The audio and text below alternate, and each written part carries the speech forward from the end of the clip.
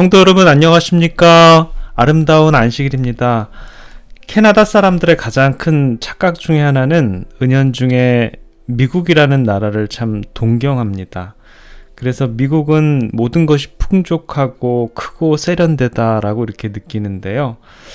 그런데 토론토라는 도시는 좀 다른 것 같습니다. 캐나다의 최고의 도시라서 그런지 다운타운에 가보면 이 도시는 정말 화려하고 근사하구나라는 생각이 듭니다.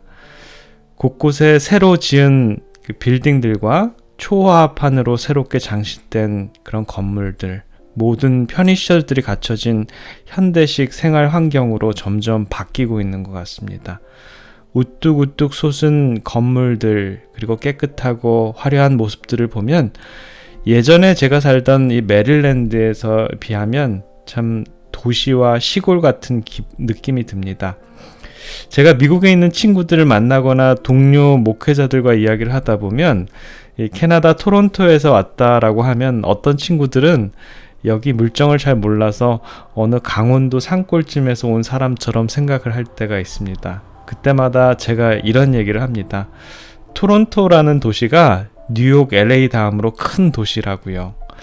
제가 살던 이 메릴랜드에는 이 고층 건물을 잘 찾아보기가 힘들었는데요. 차를 타고 지나가 보면 온통 숲속밖에 보이질 않습니다. 왜냐하면 집들이 다 숲속에 파묻혀 있어서 종적을 감추고 있어서 그렇죠. 시골과 같은 메릴랜드에서 이 정겨운 도시들이 많이 있는데요. 올드타운이라고 분리하는 곳들은 약 한 100년, 200년 전들의 모습을 그대로 간직하고 있습니다.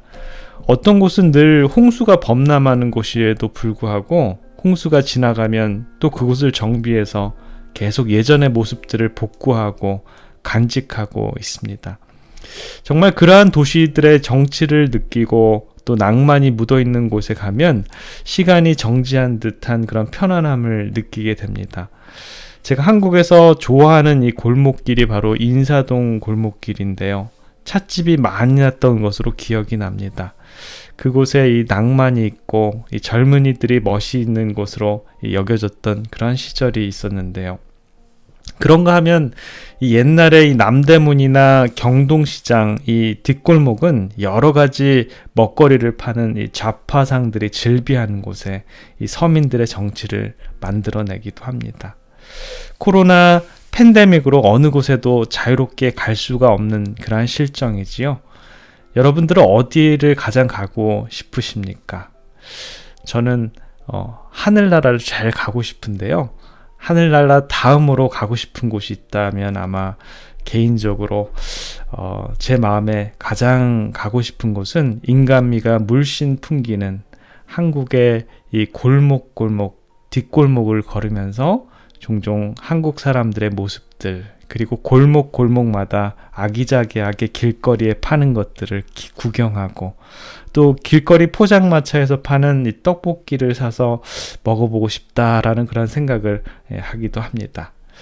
그런 것들을 생각해 보면 진짜 사람들이 사는 모습은 웅장하게 우뚝우뚝 솟은 큰 빌딩숲에서 정신없이 살아가는 모습들이 아니라 이 순수하게 골목골목 이어지는 서민적인 풍경들이 우리네 사람들이 살고 있는 모습이 아닌가라는 생각이 듭니다. 그렇다면 우리들 신앙의 이 뒷모습, 뒷골목의 모습은 어떻습니까? 교회에 와서 아주 정장 차림으로 경건한 모습으로 기도하고 찬양하는 우리들의 모습이 우리 신앙생활의 전부는 아닐 것입니다. 우리들의 인생의 골목골목에서 아파하고 또 신음하고 던져진 채 흐트러진 모습으로 내둥걸어지는 그런 모습이 또 우리들의 다른 모습은 아닌지요. 어쩌면 그러한 순수한 모습들의 그러한 우리 모습들을 그 자체가 하나님께서 우리를 더 주목하실 않을까라는 생각을 해봅니다. 보여지는 모습들보다는 우리들의 뒤에 감춰진 우리들의 순수한 모습 그대로를 우리 하나님께서는 받으실 것입니다. 우리의 인생에 정리되지 않은 본연의 모습, 그대로의 삶의 현장에 우리 주님을 초대하십시오. 우리 인생의 실패한 아픔의 현장을 우리 주님은 오시길 원하십니다. 가을이 점점 무르익고 이제는 서서히 겨울을 맞이하는 이 계절에 우리의 인생의 뒤안길, 신앙의 뒷골목에 우리 주님을 모시길 기원합니다.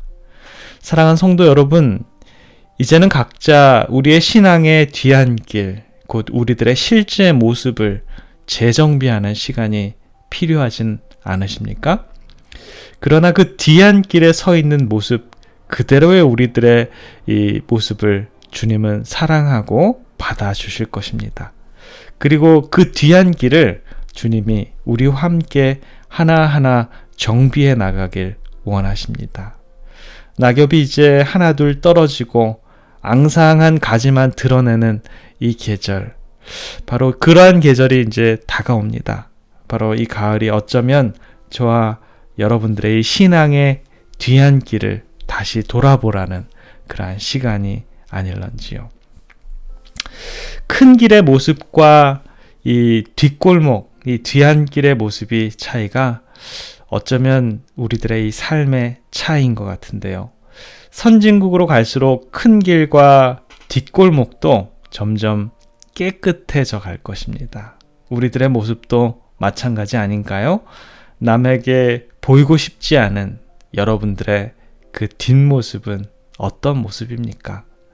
우리 주님은 우리들의 안과 밖을 같이 보시길 원하십니다. 이제 우리의 신앙의 뒤안길의 모습들을 주님께 보여드려야 됩니다. 성경에 보면 큰 대로의 모습과 이 뒷모습의 뒤안길의 모습이 변하지 않는 신앙을 가진 사람들이 등장합니다. 아마 그러한 인물이 이방 나라의 여왕이 되어서 하나님의 백성과 민족을 살려낸 별이라고 하는 이름의 에스더의 삶의 모습은 아닌지요. 죽으면 죽으리라는 그녀의 불굴의 의지를 보면 그녀는 하나님에 대한 굳은 신앙과 민족을 사랑하는 변치 않는 조국에는 그녀의 안과 밖의 모습을 그대로 드러냅니다. 그런가 하면 다니엘과 이 세 친구의 모습도 그런 것 같습니다. 이방 나라의 포로로 끌려와서 겉모양은 화려한 옷으로 그 나라의 풍습과 유행을 따른다라고 하지만, 그리고 이름과 음식을 바꾸라고 하지만 절대로 바꿔지지 않는 드려지는 이 속마음과 예전에 하나님을 경배했던, 그리고 절대로 이방 신상에게 무릎을 꿇지 않는 신앙은 우리가 배우고 따라야 하는 이 믿음의 노독들의 겉과 속마음입니다. 다니엘서 3장 18절에 그리 아니하실지라도 왕이여 우리가 왕의 신들을 섬기지도 아니하고 왕의 세우신 금신상에게 절하지도 아니할 줄을 아옵소서. 사자굴이 우리를 기다리고 있을 수도 있습니다. 다니엘서 6장 22절에 보면 사자굴에서 살아난 다니엘의 모습이 이렇습니다. 나의 하나님이 이미 그 천사를 보내어 사자들의 입을 봉하셨으므로 사자들이 나를 상하지 아니하였사오나 이는 나의 무지함이 그 앞에 명백함이오니 또 왕이여 나는 왕의 앞에서도 해를 끼치지 아니하였나이다. 이러한 이 믿음의 노독들의 삶은 피하지 않는 삶입니다. 겉과 속이, 겉모습과 그들의 신앙적인 이 뒷모습들이 똑같은 그러한 삶입니다. 비록 그리 아니하실지라도 우리는 온전히 하나님만을 섬기겠다라는 그러한 믿음. 이러한 믿음이 큰 길의 모습과 뒷골목의 이 모습이 일치하는 그러한 모습이고요. 그러한 믿음입니다. 이러한 사람들이 바로 하나님을 따르는 사람들이고요. 세상을 변화시키는 그러한 사람들입니다. 우리들의 신앙의 이 뒤안길을 바로 세울 수 있는 우리들의 신앙적인 각성은 무엇일까요? 사무엘 체드윅이라는 분이 이런 글을 썼습니다. 사단은 기도를 가장 무서워한다. 사단의 유일한 근심은 성도들이 기도하는 일이다. 기도가 없는 성경 연구, 기도가 없는 주의 사업, 기도가 없는 종교 이외에 그가 두려워하는 것은 없다.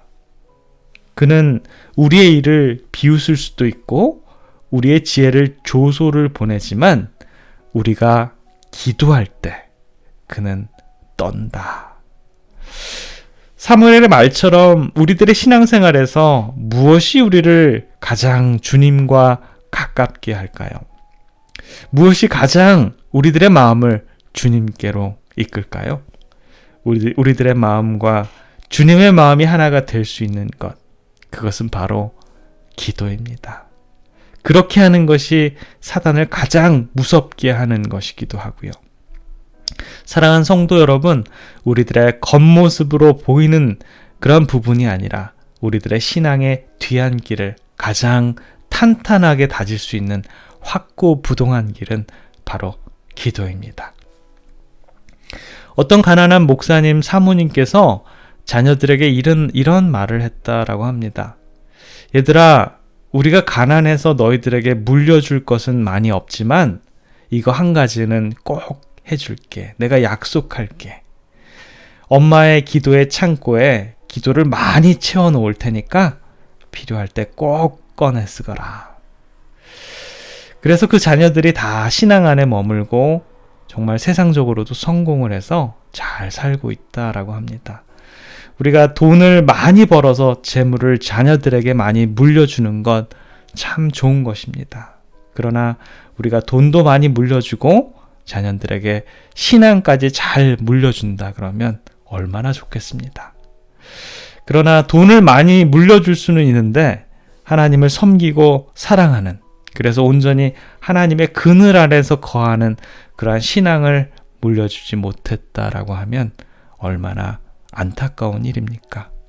너무 바빠서 기도할 수 없다고, 또 너무 피곤해서 기도할 수 없다고, 또 마음이 안 열려서 기도할 수 없다고 하는 수많은 핑계를 대지만, 그러나 그러한 모든 핑계는 우리들의 중심이 주님 외에 수많은 것들에 관심이 모아져 있어서 그런 것은 아닌지요.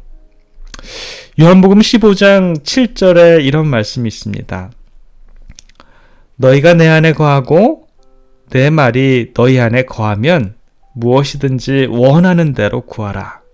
그리하면 이루리라. 어떻게 하면 우리가 주님 안에 거하고 주님의 말씀이 우리 안에 거할까요? 무엇을 구하는 것이 그 모든 것을 이루는 일일까요? 부조와 선지자 509페이지에는 그 답이 설명되어 있습니다.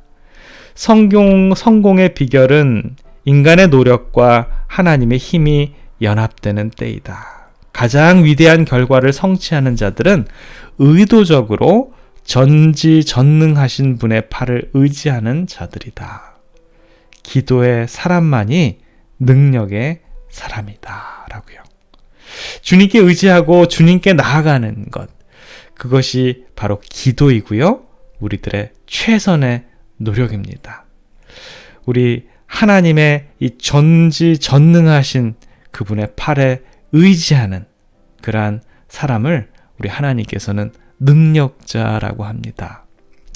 우리들의 신앙의 뒤안길, 우리들의 신앙적인 본연의 모습을 정비하는 그 첫 번째 길은 바로 기도하는 길이었습니다.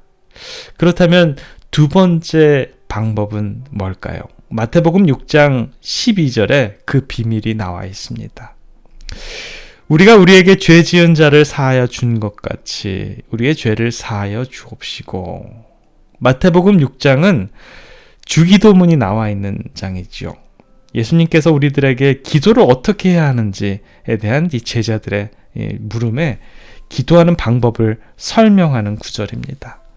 우리가 우리에게 죄 지은 자를 사하여 준 것 같이 우리 죄를 사하여 주옵소서라고 하는 부분은 우리들의 이 죄에 대한 이 고백입니다. 주님, 잘못했습니다.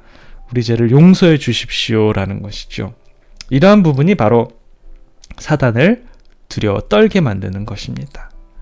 하나님의 백성들이 숨겨진 모든 죄를 제거함으로 양심을 깨끗하게 하는 것만큼이나 사단을 두렵게 하는 일은 없겠죠.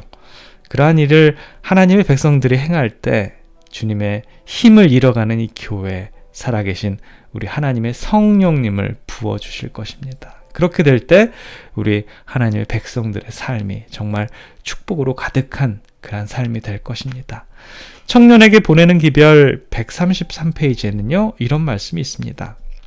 하나님의 백성들이 하나님 앞에서 굴복하고 통회하는 심령으로 그들의 죄를 없이 하면서 믿음으로 하나님의 약속을 주장하면 사악한 자들과 마귀들은 결단코 하나님의 백성들을 하나님의 면전에서 쫓아내지 못할 뿐 아니라 하나님의 사업을 방해하지 못한다라고요. 하나님의 교회를 발전시키는 딱 한 가지 방법은 우리들의 죄의 고백에서부터 시작돼야 된다라는 것입니다. 그리고 저와 여러분들이 하나님께 자복하고 용서를 구할 때 반드시 선행되어야 될 것은 남들을 먼저 용서해 줘야 된다라는 그런 마음이 있어야 된다라는 것입니다. 우리는 우리가 용서함을 받고자 하는 그 마음같이 남들을 용서해 주어야 합니다. 이런 마음 있잖아요. 로마서 8장 26절에 보면 이와 같이 성령도 우리 연약함을 도우시나니 우리가 마땅히 빌 바를 알지 못하나 오직 성령이 말할 수 없는 탄식으로 우리를 위하여 친히 간구하시느냐라고요.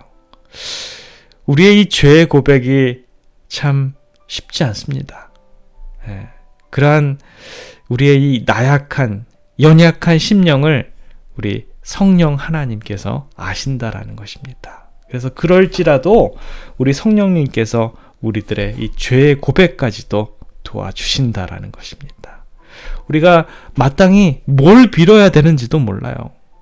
그렇지만 우리 성령 하나님께서는 말할 수 없는 탄식으로 우리를 위해서 우리의 죄와 허물을 간구해 주시는 아주 멋진 분이십니다. 그렇기 때문에 사단은요, 이 땅에서 하는 가장 큰 일이 하나님의 백성들이 기도하지 못하게 하는 것이에요. 그것이 바로 이 사단이 일하는 방법입니다. 아마 예전에도 그랬고요, 앞으로도 또 현재도 계속 쭉쭉 앞으로 계속 그러한 일을 할 것입니다. 사단은 어떻게 우리를 이 하나님께 기도하지 못하게 할까요? 사단이 쓰는 이 전략 3가지가 있습니다. 사단은 하나님의 백성들에게 이렇게 3가지만 하면 그들을 영적 싸움에서 패배시킬 것이다 라고 자신합니다. 산상수훈 115페이지에 보면 이런 말씀이 있어요. 우리가 하나님께 나아가려고 노력할 때 우리의 원수는 우리가 기도하는 것이 별 소용이 없다고 속삭인다. 우리에게 우리가 행한 악한 행위들을 상기시키고 그것이 하나님을 향해서 우리가 저지른 돌이킬 수 없는 범죄라고 말한다라는 것이죠. 사단은 우리가 기도할 값어치가 없는 존재라고 우리의 마음 밖에 딱 그런 정수를 꽂는 말을 한다라는 것입니다. 때때로 저와 여러분들이 지은 죄가 너무 중하고 낙심될 때가 있습니다. 그렇게 죄로 인해서 우리의 양심이 움츠러질 때 바로 그때를 사단은 교묘하게 사용을 합니다. 저와 여러분들은 우리가 깊은 죄악에 빠졌을 때 성령님으로부터 우리들의 양심을 일깨우는 음성을 들어보셨는지요? 마음이 두근두근하지요? 성령님은 그러한 음성을, 그러한 이 양심의 이 소리를 통해서 우리를 죄에서부터 끌어내셔서 주님께 기도로 깊은 회개를 하게 하지만 사단은요, 그러한 이 양심의 소리를 통해서 주님을 보지 못하고 우리로 하여금 우리의 죄만 바라보게 한다라는 것입니다. 그래서 때때로 죄악 속에서 헤어나오지 못할 때가 있다라는 것입니다. 똑같은 음성인데 우리는 누구를 바라보느냐에 따라서 하나님의 길로도 갈 수 있고요, 아니면 사단의 유혹의 길로 빠질 수도 있다라는 것입니다. 그 잘못된 예가 바로 유다지요. 그러나 다윗은요, 그 악한 죄악을 짓고도 결국은 죄를 자복하고 하나님을 바라봅니다. 성경은 로마서 5장에 죄가 더한 곳에 은혜가 넘친다라고 말씀합니다. 우리의 양심을 통하여 성령이 하시는 회개케 하는 부르심에 응할 때 우리 주님께서는 죄 용서라는 넘치는 은혜를 허락해 주신다라고 약속하셨습니다. 자, 두 번째 방법은요. 사단이 쓰는 두 번째 방법, 우리가 이 기도하지 못하게 하는 두 번째 방법은요. My Life Today라는 내 오늘의 삶이라는 이 책 31페이지에 보면 기도가 정말로 필요한 것이 아니라고 생각하는 것은 영혼들을 멸망시키는 사단의 가장 성공적인 무기다라고 이렇게 얘기합니다. 어렵고 힘든 일이 생기면 우리 스스로 해결하라고 하십니까? 그때가 바로 기도해야 할 때입니다. 그런데 참 아이러니하게도요. 사단이 우리가 하나님을 떠나도록 하는 아주 좋은 그 방책은요. 우리의 삶이 너무 풍요로워서 아무것도 필요 없다라고 느끼게 하는 것입니다. 그러나 여러분, 그러한 때가 진정으로 울며 통회하면서 하나님을 찾고 죄의 고백을 해야 될 때라는 것입니다. 그렇게 사단은 우리를 쓰러뜨리려고 한다라는 것입니다.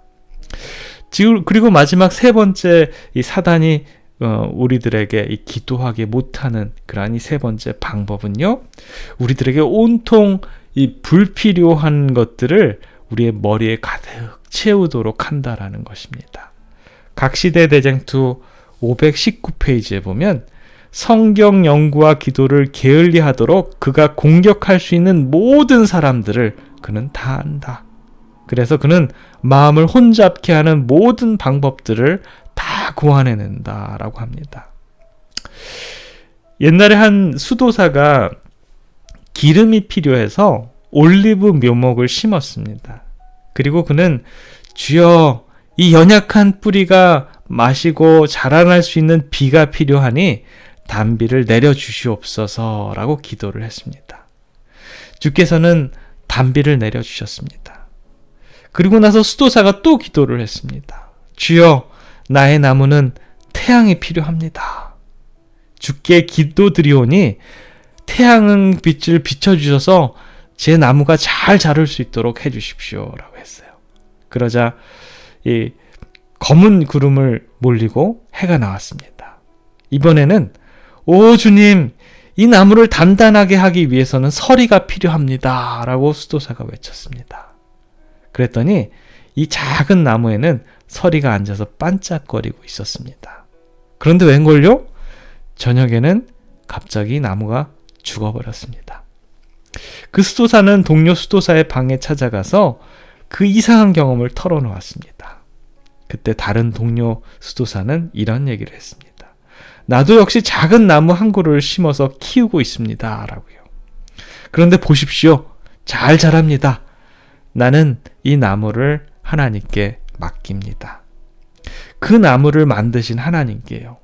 그는 나 같은 사람보다 이 나무가 무엇이 필요한지를 더 잘 알고 계십니다. 그러므로 저는 어떤 방법으로도 고정시키지 않습니다. 다만 주여, 이 나무가 필요로 하는 것을 주시옵소서. 강풍이든 햇볕이든 또한 바람이든 비든 설이든 주께서 때를 따라 주시옵소서. 주께서는 이것을 만드셨고 그리고 잘 아시나이다 라고 저는 그렇게 기도할 뿐입니다 라고 말했습니다. 사랑하는 성도 여러분, 우리들의 기도가 단지 주님께 우리들의 필요만을 간구하다 보면 결국에는 나무가 죽어버립니다. 기도는 주님께 온전히 맡기는 믿음에서 시작됩니다. 저와 여러분들의 기도, 이제부터는 주님과 함께함으로 우리들의 마음을 드리는 그러한 기도가 되고 우리들의 죄를 자복하는 그러한 기도가 되었으면 좋겠습니다. 절대 낙담하지 마십시오. 희망을 가지십시오. 그리고 우리들의 모든 죄악까지도 감당하시는 우리 하나님과 교제하시는 우리들의 삶이 되기를 간절히 기원합니다. 빌립보서 4장 6절과 7절의 말씀을 읽고 마치겠습니다. 기도는 이렇게 해야 될 것 같아요. 빌립보서 4장 6절과 7절입니다. 아무것도 염려하지 말고 오직 모든 일에 기도와 간구로 너희 구할 것을 감사함으로 하나님께 아뢰라. 그리하면 모든 지각에 뛰어난 하나님의 평강이 그리스도 예수 안에서 너희 마음과 생각을 지키시리라. 기도하겠습니다. 사랑의 아버지 하나님, 우리들의 신앙의 본연의 모습은 어떠한 모습입니까? 주님 보시기에 부끄러웠던 그러한 모습들은 아닌지요? 주님, 저희들 주님께 간절히 기도하게 하시고 저희들의 죄의 자복과 남들을 용서하는 마음을 품을 수 있도록 주님 인도해 주시옵소서. 아버지, 사단이 우리들을 주님과 하나가 되지 못하도록 끊임없이 방해하고 노력을 합니다. 주님이 가을 저희들 주님께 간절히 기도하게 하여 주시고 성령님 우리들의 연약함을 도우셔서 말할 수 없는 탄식으로 우리를 위해서 간구해 주시옵소서.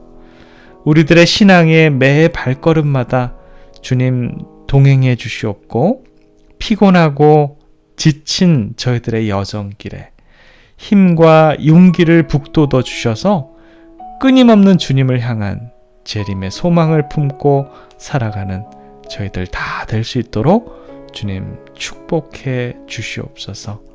사랑의 우리 구주 예수 그리스도의 이름으로 간절히 기도드립니다. 아멘.